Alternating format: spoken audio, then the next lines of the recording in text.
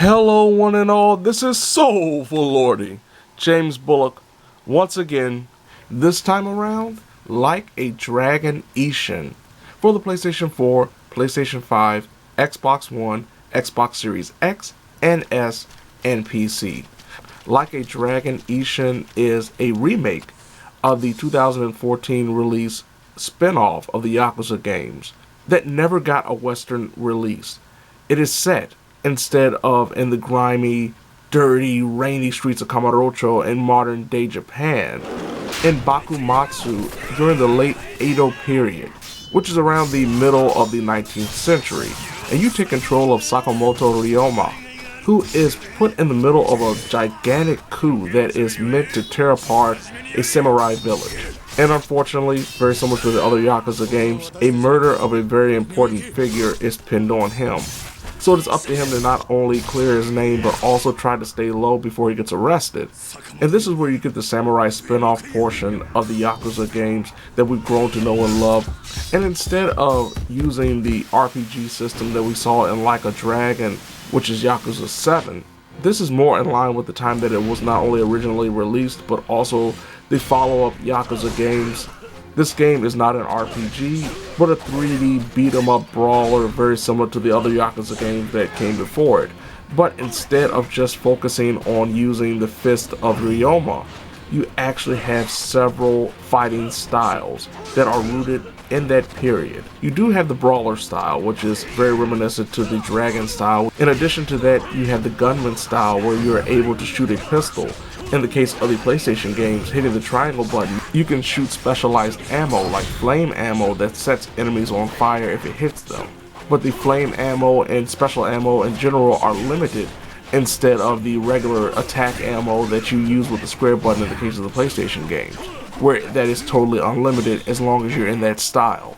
There's of course the swordsman style, which utilizes a katana as the primary weapon, and then the mix between the gunman and the swordsman style is the wild dancer, where it's very similar to the breaker style from Yakuza 0, where you're able to float around, bounce around, even cancel out mid-combos to start another combo on an enemy that may be trying to attack you as you evade during the mid-combo. It's easily the most fluid and, to me, fun fighting style of the four, whereas Brawler feels, of course, very familiar. Swordsman takes a little getting used to, as well as Gunman. But all four styles can be changed at the touch of the D-pad.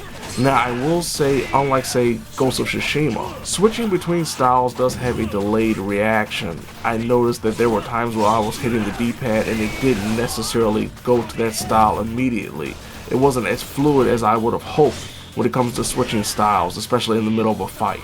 Some of the issues that do come up from the gameplay itself, especially during a battle, is rooted in the old Yakuza engine that we saw in Yakuza 1 to Yakuza 5, where there will be some input delay, there will be some reaction times that feel a little more in favor of the enemy, especially when you try to block, because blocking and parrying are actually very effective in this game. When you parry by hitting the block right before the enemy hits you, as a brawler, you're able to sidestep and throw that enemy to the side and start up a combo on them if you can.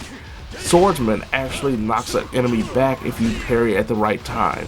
So there are these advantages of trying to learn the timing, but if you notice, especially when you're in the middle of a combo and right as you're ending a combo, you try to hit the block button to stop an attack that's incoming, the game won't necessarily register it in time and you will be hit. It's something that you have to get used to, and it's not as crisp and as tight and as rewarding as some of the games that will come years after it, even though this is a remake.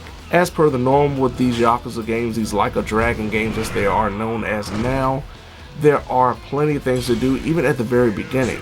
One of the things that is rooted, of course, in the gameplay is the skill tree. Thankfully, the game provides you all four fighting styles pretty much immediately in the first chapter. They give you a quick tutorial, and then it goes into the skill tree. And each fighting style has its own skill tree, where you're able to utilize orbs that you pick up either by beating enemies or leveling up. Now, there are two types of orb. The training orbs that fill up the slots temporarily if you want to, because they're rewarded to the player a lot faster than the actual skill or style orbs. Now, the skill or style orbs are rewarded as you level up each style. So when you utilize a training orb, that actually gives you the ability to utilize whatever skill that orb occupies on the skill tree. But if you wanted to make it permanent, then you have to utilize a skill orb. It sounds like it's a little complicated, but it's really not. It's very simple, and it actually gives the player a lot of options very early on, especially if you're going around and just fighting random enemies and picking up training orbs, because that will give you a better chance of actually trying out different skills and figuring out what you want to keep and what you want to get rid of. Moving around each area, there are people that you can help. There are also sub-stories or side quests, of course, that are rooted in this series, some long, some short. But one of the big things that they've added to the game is the virtue system. The virtue system allows for the player to grow their reputation in a positive manner by doing things like completing sub-stories or just simply saving a person who is in the middle of being robbed by a bunch of thieves and bandits.